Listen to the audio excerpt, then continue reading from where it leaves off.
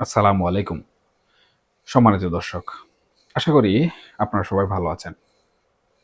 এই মুহূর্তে এমন একটি বিষয় নিয়ে আপনাদের সামনে হাজির হয়েছি, যা এই মুহূর্তে বাংলাদেশের অস্তিত্ব, সার্বভৌমত্ব এবং ভবিষ্যতের জন্য অত্যন্ত গুরুত্বপূর্ণ।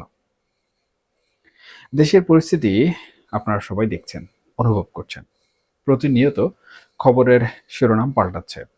কিন্তু আজ আমি যে বিষয়টি নিয়ে কথা বলবো, তা হয়তো অনেক খবরের ভিড়ে হারিয়ে যেতে পারে, কিন্তু এর গুরুত্ব অপরিসীম। আপনারা জানেন, সম্প্রতি একটি অত্যন্ত তাৎপর্যপূর্ণ ঘটনা ঘটেছে। বাংলাদেশের সেনাপ্রধান জেনারেল ওয়াকারুজ্জামান এবং ভারতের সেনাপ্রধান জেনারেল উপেন্দ্র দ্বিবেদীর মধ্যে একটি ফোনালাপ হয়েছে। আপাতত দৃষ্টিতে মনে হতে পারে এটি দুই দেশের সেনাপ্রধানের মধ্যে একটি রুটিন আলাপ, কিন্তু বর্তমান পরিস্থিতির প্রেক্ষাপটে এই ফোনালাপটি মোটেও সাধারণ কিছু নয়। এর পেছনে লুকিয়ে আছে গভীর এক বার্তা, আছে শঙ্কা এবং ভবিষ্যতের ইঙ্গিত। আজ আমি সেই বিষয়টিরই ব্যবচ্ছেদ করব। একটু খেয়াল করুন, পরিস্থিতিটা আসলে কোন জায়গায় গিয়ে দাঁড়িয়েছে। ভারত আমাদের প্রতিবেশী এবং বিশাল এক প্রতিবেশী। তাদের সাথে আমাদের দীর্ঘ সীমান্ত, ঐতিহাসিক সম্পর্ক এবং কূটনৈতিক লেনদেন রয়েছে। কিন্তু গত কিছুদিন ধরে, বিশেষ করে গত ১.৫ বছরে বাংলাদেশের রাজনৈতিক পট পরিবর্তনের পর থেকে ভারতের সাথে আমাদের সম্পর্কের পারদ ওঠানামা করছে।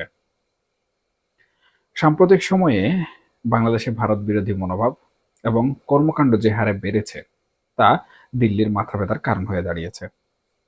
অবস্থাটা এমন হয়েছে যে মনে হচ্ছে ভারতীয় অস্ত্র যেন আমাদের দিকে তাক করা হয়েছে।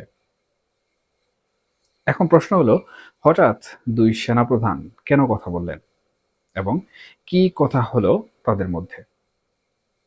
বিভিন্ন সূত্র এবং সংবাদ মাধ্যম থেকে আমরা যা জানতে পারছি, তাতে মূল আলোচনার বিষয়বস্তু ছিল বাংলাদেশে থাকা ভারতীয় সম্পদ এবং স্থাপনার নিরাপত্তা। দেখুন, একটি স্বাধীন রাষ্ট্র হিসাবে আমাদের দেশে বিভিন্ন দেশের দূতাবাস থাকবে, বিদেশি বিনিয়োগ থাকবে, তাদের নাগরিকদের আনাগোনা থাকবে। এটাই হচ্ছে স্বাভাবিক বিষয়। কূটনৈতিক শিষ্টাচার অনুযায়ী এই বিদেশি মিশন এবং তাদের সম্পদের নিরাপত্তা দেওয়া স্বাগতিক দেশের দায়িত্ব। কিন্তু দুর্ভাগ্যজনকভাবে আমরা দেখেছি সাম্প্রতিক উত্তেজনার মধ্যে বাংলাদেশে ভারতীয় দূতাবাসের উপর হামলা হয়েছে, তাদের স্থাপনায় আঘাত এসেছে। চট্টগ্রাম সহ দেশের বিভিন্ন স্থানে ভারতীয় স্বার্থ সংশ্লিষ্ট বিষয়গুলো আক্রমণের লক্ষ্যবস্তু হয়েছে। এই প্রেক্ষাপটেই ভারতের সেনাপ্রধান ফোন করেছেন বা কথা বলেছেন আমাদের সেনাপ্রধানের সাথে। আর আমাদের সেনাপ্রধান জেনারেল ওয়াকারুজ্জামান তাকে আশ্বস্ত করেছেন। তিনি পরিষ্কারভাবে বলেছেন, বাংলাদেশে থাকা ভারতের প্রতিটি সম্পদ, প্রতিটি স্থাপনা এবং তাদের নাগরিকদের নিরাপত্তা দিতে বাংলাদেশ সেনাবাহিনী বদ্ধপরিকর। এখন মনে প্রশ্ন জাগতে পারে, কেন সেনাপ্রধানকে এই আশ্বাস দিতে হলো? সরকার বা পুলিশ প্রশাসন কি নেই? এখানেই আসলে মূল সমস্যার জায়গাটা। যখন দেশের সাধারণ আইন শৃঙ্খলা পরিস্থিতি ভেঙে পড়ে, যখন রাজনৈতিক নেতৃত্ব কূটনৈতিক সম্পর্ক সামলাতে ব্যর্থ হয়, তখন সেনাবাহিনীকে এগিয়ে আসতে হয় ড্যামেজ কন্ট্রোল করার জন্য। আপনারা একটু ঠান্ডা মাথায় চিন্তা করুন। ভারত যদি মনে করে বাংলাদেশে তাদের সম্পদ নিরাপদ নয়, তাদের কূটনৈতিকরা নিরাপদ নয়, তাহলে তারা কোনোভাবেই কিন্তু হাত গুটিয়ে বসে থাকবে না। আন্তর্জাতিক রাজনীতিতে কোনো দেশই তাদের উপর আঘাত নীরবে সহ্য করে না। ভারত হয়তো এখনই সরাসরি কোনো সামরিক আগ্রাসনে যাবে না, কিন্তু তাদের হাতে তো আরো অনেক কার্ড আছে। তারা কূটনৈতিক চাপ বাড়াতে পারে, বাণিজ্যিক অবরোধ দিতে পারে, সীমান্তে অস্থিরতা তৈরি করতে পারে। আর যদি সত্যি আমাদের এখানে তাদের দূতাবাসে বড় কোনো অঘটন ঘটে, কোনো কূটনীতিকের প্রাণহানি হয়, তখন কিন্তু পরিস্থিতি আর কোনোভাবেই আমাদের নিয়ন্ত্রণে থাকবে না। তখন সেই বিষয়টি আন্তর্জাতিক ইস্যুতে পরিণত হবে। এবং ভারত হয়তো তাদের নাগরিকদের রক্ষার অজুহাতে বড় ধরনের কোনো পদক্ষেপ নিয়ে বসবে। আমাদের সেনাপ্রধান সেই বিপদটাই আঁচ করতে পেরেছেন। তিনি বুঝতে পেরেছেন যে বাড়াবাড়িটা এখন এমন পর্যায়ে চলে গেছে যে এখনই যদি ভারতকে আশ্বস্ত না করা হয়, এখনই যদি তাদের থামানো না যায়, তাহলে বড় বিপদ অপেক্ষা করছে। এই যে ফোনালাপ, এটাকে আমি দেখছি এক ধরনের সতর্কবার্তা হিসাবে। ভারতীয় সেনাপ্রধানের সাথে কথা বলে আমাদের সেনাপ্রধান মূলত একটি বার্তা দিলেন, পরিস্থিতি এখনো পুরোপুরি হাতের বাইরে যায়নি, সেনাবাহিনী দায়িত্ব নিচ্ছে। কিন্তু এই যে নেয়ার প্রয়োজন পড়লো কেন? গত ১.৫ বছর ধরে দেশে যে সরকার চলছে, ডক্টর মোহাম্মদ ইউনূসের নেতৃত্বে যে অন্তর্বর্তীকালীন সরকার প্রশাসন, তাদের ভূমিকা আসলে কি? আমরা দেখছি দেশের ভেতরে এক অরাজক পরিস্থিতি। মানুষের জানমালের কোনো নিরাপত্তা নেই। প্রতিদিন খবরের কাগজ খুললে হত্যা, অগ্নিসংযোগ, লুটতরাজের খবর। এই তো কিছুদিন আগে আমরা দেখলাম দেশের শীর্ষস্থানীয় গণমাধ্যম প্রথম আলো এবং ডেইলি স্টারের অফিসে আগুন দেওয়া হলো। ময়মনসিংহে দীপু দাস নামের এক হিন্দু যুবককে নির্মমভাবে পুড়িয়ে হত্যা করা হলো। এই ঘটনাগুলো কি বিচ্ছিন্ন, নাকি এগুলো প্রশাসনের ব্যর্থতার দলিল? সরকার প্রধান হিসাবে ডক্টর ইউনূস কি পারতেন না এই বিষয়গুলো কঠোর হাতে দমন করতে? অভিযোগ উঠছে প্রশাসনের নিষ্ক্রিয়তার কারণেই দুর্বৃত্তরা এতটা সাহস পাচ্ছে। আর এই অস্থিতিশীলতা যখন দেশের গণ্ডি পেরিয়ে আন্তর্জাতিক সম্পর্কের উপর আঘাত হানছে, তখন আমাদের চিন্তিত না হয়ে আর কোনো উপায় থাকে না। ভারতের সাথে বর্তমান সরকারের সম্পর্কের টানাপোড়েন এখন আর গোপন কিছু নয়। আপনারা লক্ষ্য করলে দেখবেন, গত ১.৫ বছরে বাংলাদেশ যেন পাকিস্তানের সাথে ঘনিষ্ঠ হওয়ার চেষ্টা করছে, আর ভারতের সাথে বেশ দূরত্ব বাড়াচ্ছে। পররাষ্ট্রনীতিতে ভারসাম্য থাকা ভালো, কিন্তু প্রতিবেশীকে পুরোপুরি খেপিয়ে দিয়ে নিজের দেশের ভেতরে তাদের সম্পদে আগুন দিয়ে কোনো রাষ্ট্র কি টিকতে পারে? ভারত বারবার বলছে তারা বাংলাদেশে একটি গণতান্ত্রিক এবং স্বচ্ছ নির্বাচন দেখতে চায়, কিন্তু বর্তমান পরিস্থিতি দেখে মনে হচ্ছে নির্বাচন তো দূরের কথা, দেশটাই যেন এক গভীর অনিশ্চয়তার দিকে চলে যাচ্ছে। দেখুন, রাজনৈতিক মহলে জোর গুঞ্জন নির্বাচন অনির্দিষ্টকালের জন্য পিছিয়ে দেওয়ার একটি বড় ষড়যন্ত্র চলছে। আর এই ষড়যন্ত্র বাস্তবায়ন করতে গিয়েই দেশে কৃত্রিম সংকট তৈরি করা হচ্ছে, সংখ্যালঘুদের উপর হামলা হচ্ছে এবং ভারত বিরোধী সেন্টিমেন্ট উস্কে দেওয়া হচ্ছে। কিন্তু সেনাবাহিনী কি এসব চেয়ে চেয়ে দেখবে? সেনাবাহিনীর সদস্যরাও তো এই দেশের সন্তান, তাদের পরিবার পরিজন এই সমাজেই বাস করে। দেশের এই অধপতন, এই নিরাপত্তাহীনতা নিশ্চয়ই তাদেরও ব্যথিত করে। সেনাপ্রধানের এই ফোনালাপের মধ্যে কিন্তু আমি আরেকটি প্রচ্ছন্ন বার্তা দেখতে পাচ্ছি।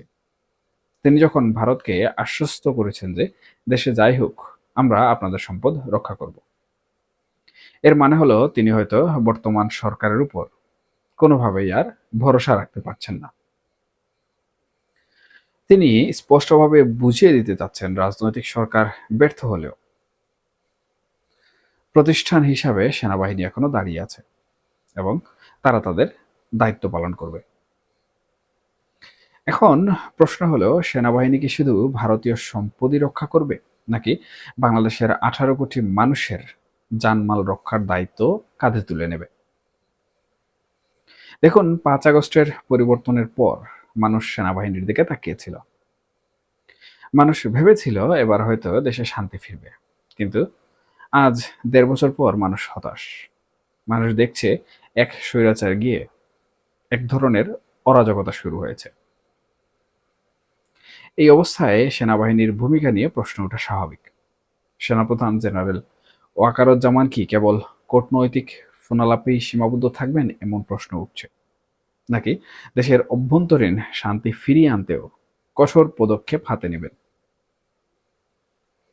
আমরা দেখতে পাচ্ছি অনেকে এখন 1-11 এর কথা মনে করছেন, 2007 সালে যখন দেশে রাজনৈতিক হানাহানি চরম পর্যায়ে পৌঁছেছিল, তখন সেনাবাহিনী সমর্থিত তত্ত্বাবধায়ক সরকার এসেছিল। তারা দেশকে একটি নির্ঘাত গৃহযুদ্ধের হাত থেকে উদ্ধার করেছিল কিংবা বাঁচিয়েছিল বলা যায়। জেনারেল মইউ আহমেদ যেভাবে তখন শক্ত হাতে হাল ধরেছিলেন, বর্তমান পরিস্থিতিতে অনেকেই সেই ধরনের হস্তক্ষেপের প্রয়োজনীয়তা অনুভব করছেন। কারণ এই যে নড়বড়ে সরকার, যাদের কোনো রাজনৈতিক ভিত্তি নেই, যাদের উপদেষ্টা পরিষদের সদস্যদের অনেকেই জনবিচ্ছিন্ন, তাদের দিয়ে কি এই মহাসংকট মোকাবেলা করা সম্ভব? আমাদের সেনাপ্রধানের কাঁধে আমি মনে করি এখন বিশাল দায়িত্ব। তিনি যদি ভারতকে আশ্বস্ত করতে পারেন, তাহলে দেশের মানুষকে কেন আশ্বস্ত করতে পারবেন না?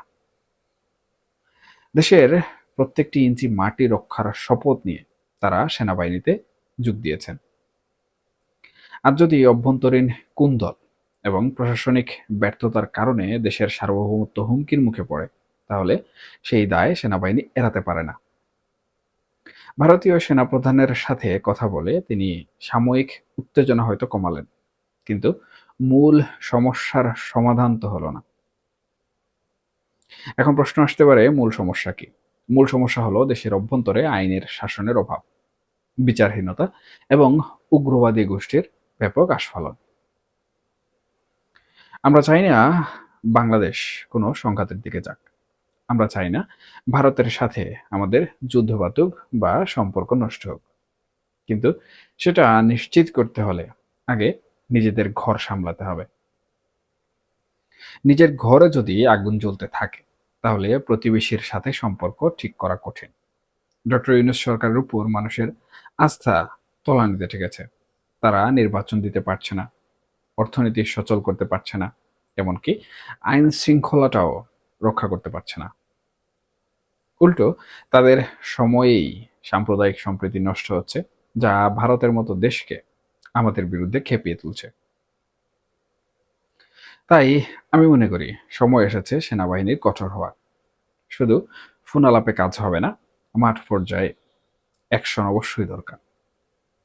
যারা দূতাবাসে হামলা করছে, যারা গণমাধ্যমে আগুন দিচ্ছে, যারা মানুষ হত্যা করছে, তারা যেই হোক, তাদের আইনের আওতায় অবশ্যই আনতে হবে।